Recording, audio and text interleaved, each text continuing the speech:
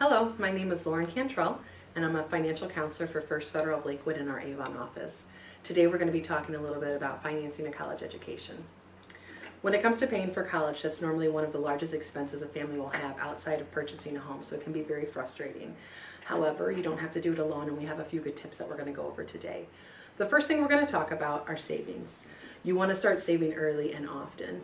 Every dollar you save is $1 less that you have to borrow.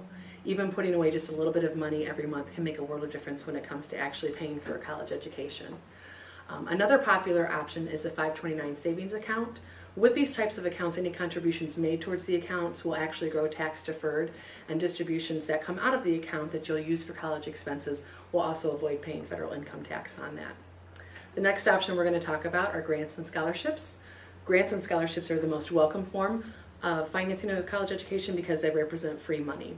The big difference between the two is that grants are typically awarded based on need and scholarships are awarded based on merit, which means they're looking for a proven track record of academic ability or athletic ability with those. I know they say that nothing in life is free, but when it comes to grants and scholarships, there are a ton of free money out there from different organizations. You just have to look and find it.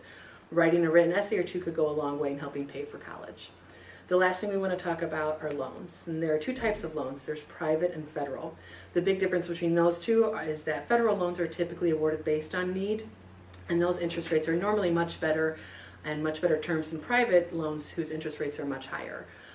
When it comes to loans, to see if you qualify for a federal loan, you'll need to fill out a FAFSA application online, and FAFSA stands for Free Application for Student Aid.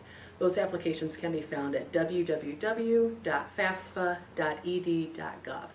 When you go on that website, there's a whole wealth of information. It'll tell you everything you need to start the application, how long the process typically takes, and you can also research some information about what repayment program that you want to select that will work best for you to help you pay back those loans when you're finished with school.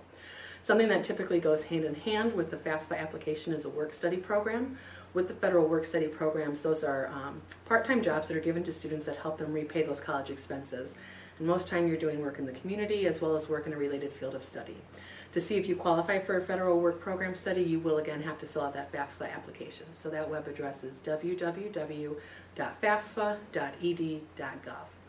In closing, financing college is not an easy task, but there's certainly options to help you along the way. You just want to remember to plan ahead, start early, and save as often as possible.